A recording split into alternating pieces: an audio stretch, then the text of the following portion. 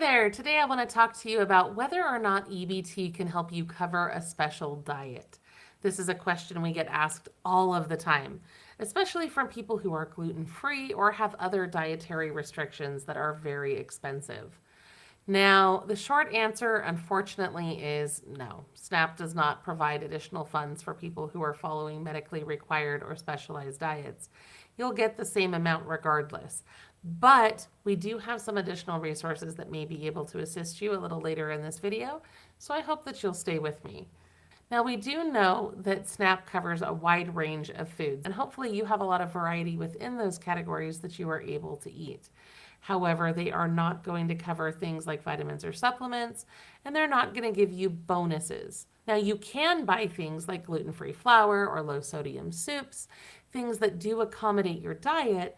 They're just not going to give you extra to make that happen necessarily. And that's really frustrating because I know a lot of those dietary restrictions can be very expensive. The reason your benefit amount doesn't change is because it's based on your household size, your income level, and your expenses, and it doesn't account for anything else.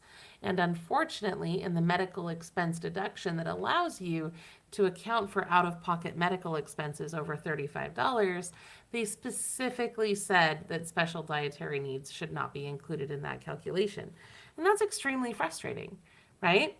Now, I do have to tell you, if you do have special dietary needs, there's a chance that you still qualify for the medical expense deduction if you have a diagnosed condition and they would consider you to have a disability.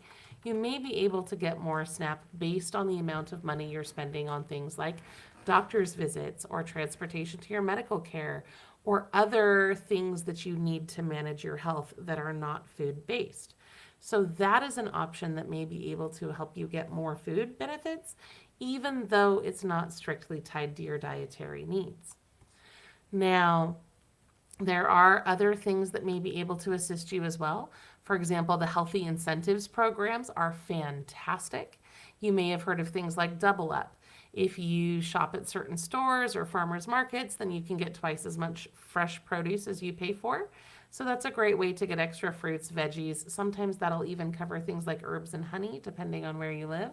A lot of food pantries are starting to stock gluten-free and diabetic-friendly items as well because they know there's a need for that, but that is still pretty rare. There are condition-specific nonprofits that may be able to assist you as well.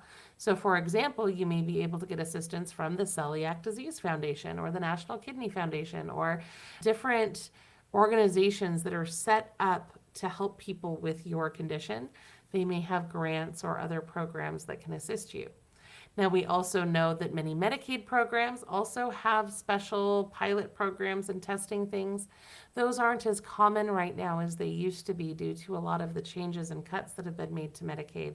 But in the past, we've seen some very generous programs in there, including fresh produce prescription programs, over-the-counter cards, things like that can help offset some of those costs for you.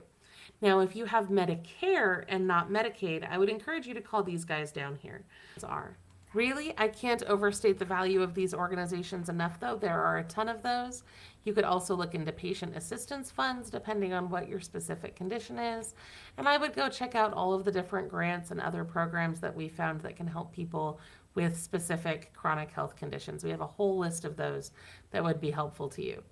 Now, a couple of tips to help you stretch those dollars. If you buy whole foods, it's going to be way more affordable than if you're looking for like a specialized packaged mix or blend of something. I know that's not as convenient, but it can make it more affordable.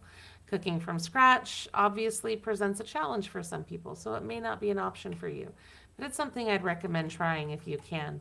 Buying store brands is also a great alternative. A lot of times you'll get pretty much the exact same product at a fraction of the price. So make sure you're comparing unit prices. Plan your meals ahead as much as possible. But when our family does meal planning, we like to do freezer meals, and we plan like a whole month around a core set of ingredients so we can buy that in bulk and then just kind of mix and reuse things. It really helps stretch out those grocery dollars. Like I said, shopping at farmers markets can be a great choice because a lot of them have double up programs.